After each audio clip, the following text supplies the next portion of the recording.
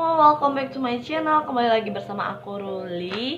Di video kali ini kita bakal ngebahas lagi tentang dunia perKB-an. Nah, buat teman-teman yang sudah mengikuti aku dari lama, kalian bisa nonton ulang kembali tentang KB, pengalaman aku. Dan buat teman-teman yang belum, kalian bisa cek aja di link atas ini untuk kalian nonton tentang pengalaman aku menggunakan KB. Nah, jadi KB itu adalah alat pelindung kita untuk mencegah sebuah kehamilan, jadi alat kontrasepsi. Teman-teman, ada berbagai macam KB yang disediakan oleh pemerintah, yaitu ada KB spiral, implan, ada juga KB pil, serta kondom. Banyak hal yang bisa digunakan untuk pencegahan kehamilan. Tapi di video kali ini bakal kita bahas tentang KB spiral lagi, guys. Nah, kenapa sih jadi ternyata KB spiral itu tidak semua wanita bisa mendapat menggunakan KB IUD atau KB spiral? Nah, kenapa sih? Buat teman-teman yang penasaran, jangan lupa nonton video ini sampai habis. Dan jangan lupa like video ini, comment, and subscribe video aku. Dan share video aku ke media sosial yang kalian punya. Dan kita bakal bahas bersama. Oke? Nah, jadi seperti apa yang aku bilang tadi, KB spiral adalah alat kontrasepsi yang diciptakan untuk mencegah sebuah kehamilan.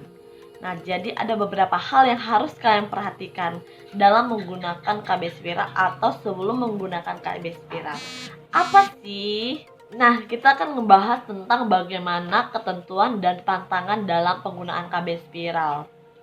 Jadi yang pertama adalah ketentuan penggunaan KB spiral.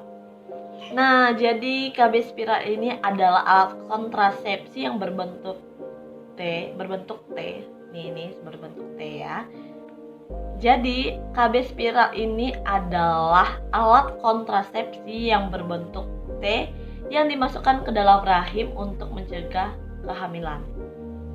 Jadi alat kontrasepsi ini mempunyai dua kategori. Yang pertama adalah KB spiral hormon dan non hormon. Nah, apa aja sih yang perlu kita bahas di dalam video kali ini? Kenapa ya semua wanita itu tidak bisa menggunakan KB ini? KB spiral hormon bekerja dengan melepaskan hormon progestin ke dalam rahim. Itu untuk mencegah atau menebalkan lendir yang ada di serviks, sehingga sperma tidak bisa membuahi sel telur. Untuk KB spiral yang non hormonal itu adalah KB spiral yang mempunyai tembaga. Nah, buat teman-teman nih yang memiliki alergi dengan tembaga, KB ini tuh nggak bisa kalian gunakan. Namun sebelum itu kalian perlu konsul dulu kepada dokter kalian, apakah kalian bisa menggunakan KB spiral hormon atau non hormon. Sementara KB spiral non hormon itu bekerja untuk mencegah sel telur sperma sampai ke sel telur. Jadi tidak semua wanita bisa menggunakan KB spiral. Nah, wanita seperti apa sih yang nggak bisa menggunakan KB spiral? Nah, yang pertama adalah wanita yang memiliki alergi pada tembaga. Jadi mereka tuh nggak cocok menggunakan KB spiral yang non hormon. Apa aja lagi nih? Yaitu infeksi pinggul. Nah, itu juga nggak bisa menggunakan KB spiral. Selanjutnya apa lagi? Nah, wanita yang hamil juga tidak bisa menggunakan KB spiral. Dan wanita yang terkena kanker serviks bahkan itu pun tidak bisa menggunakan KB spiral. Nah, apalagi sih wanita yang nggak bisa menggunakan KB spiral? Yang mengalami pendarahan pada vagina berlebihan itu juga nggak bisa, guys ya, karena KB ini bisa menyebabkan hal-hal seperti yang tidak kita inginkan. Jadi disarankan untuk wanita yang sudah pernah mengalami pendarahan yang berlebihan, itu tidak disarankan untuk menggunakan KB spiral. Sedangkan wanita yang memiliki penyakit hati, kanker payudara, atau yang berisiko tinggi terkena penyakit payudara atau kanker payudara, tidak disarankan untuk menggunakan KB spiral ini. Diklaim aman, tetapi tidak disarankan untuk wanita yang memiliki penyakit seperti yang aku sebutkan tadi itu tidak disarankan sama sekali guys ya. Demi keamanan dan kesehatan bagi teman-teman, kalian perlu tahu apa aja sih efek samping dari KB spiral ini. Seperti yang kalian sudah tahu, kalau di video aku selanjutnya aku itu biasa mengalami mens itu teratur, tapi bisa lebih dari 10 hari aku mens. Nah, itu adalah salah satu efek dari KB spiral. Tapi dari setiap orang itu berbeda-beda memiliki efek. Ada yang tidak mens sama sekali, ada yang bisa pendarahan, dan ada yang bisa mensnya teratur, dan ada juga yang mensnya tidak teratur. Nah, itu adalah efek samping dari KB spiral, baik spiral hormon dan non-hormon. Nah, namun tidak dipungkiri juga ya, kalau buat teman-teman yang ngerasa setelah menggunakan KB spiral ini ada merasakan sakit kepala, pusing, mual, dan sebagainya, itu adalah efek samping dari penggunaan KB spiral juga geng. Jadi kalian tuh nggak perlu khawatir atau nggak perlu takut kalau kalian mengalami hal seperti ini, karena ini disebabkan perubahan hormon kalian.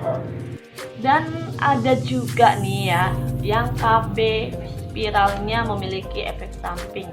Nah, KB spiral itu kan adalah salah satu alat yang dimasukkan di dalam vagina atau dinding rahim kalian ya guys.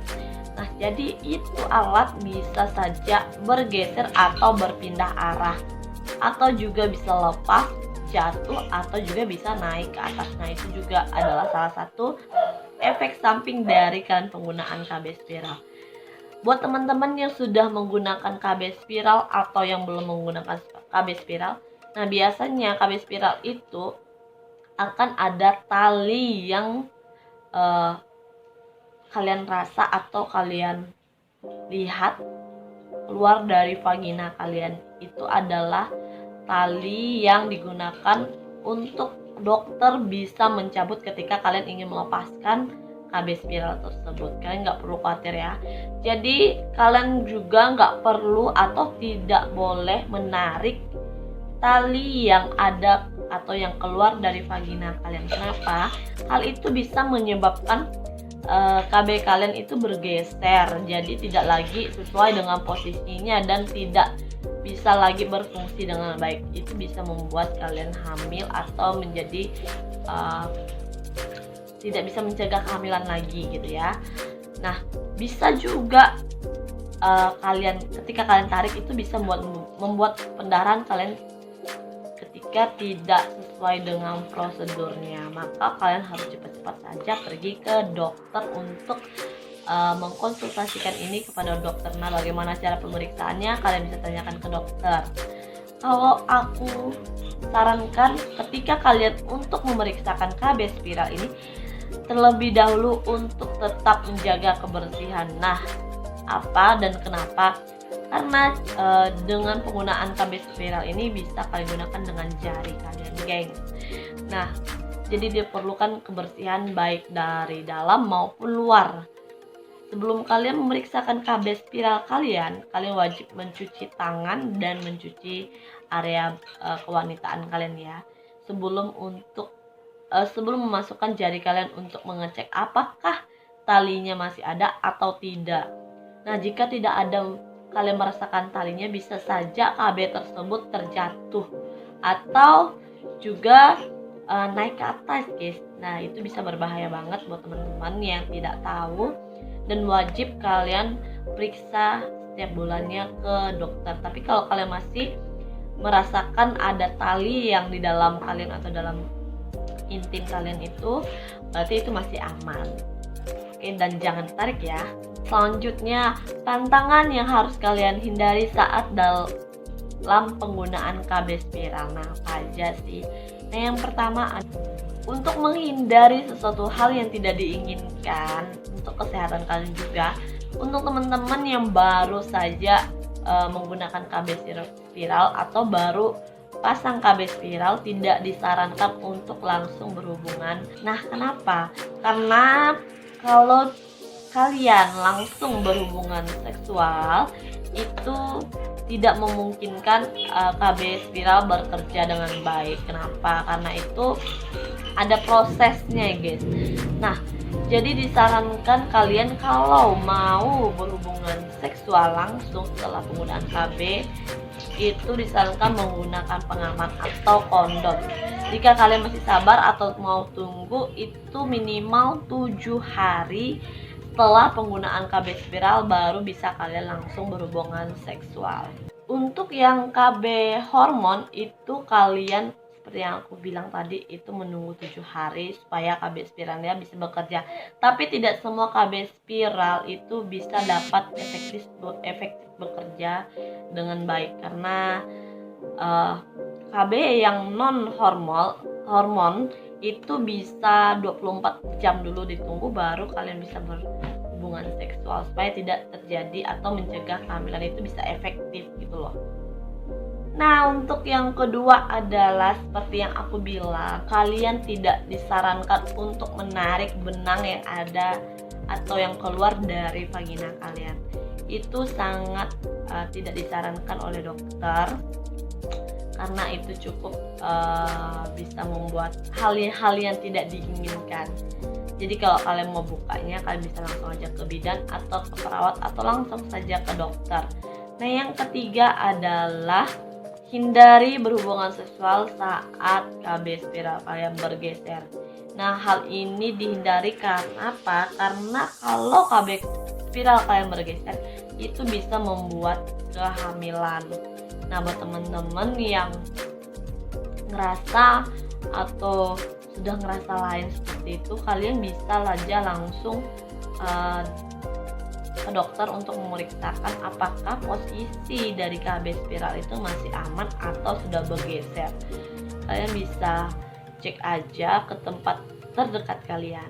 Nah, jika kalian merasakan benangnya itu tidak terlalu pendek atau tidak terlalu panjang, bisa jadi KB spiral kalian itu bergeser dan hal itu bisa membuat kehamilan pada pasangan atau pada si wanitanya. Terima kasih buat teman-teman yang sudah mau nonton video aku sampai habis, dan jangan lupa kasih like, comment, and subscribe-nya dan share video aku ke media sosial yang kalian punya. Semoga video aku bermanfaat dan mohon maaf banget kalau misalnya ada informasi yang kurang. Kalian bisa komen di bawah, kita bakal ngebahas apa lagi. Dan see you guys, sampai jumpa di minggu depan.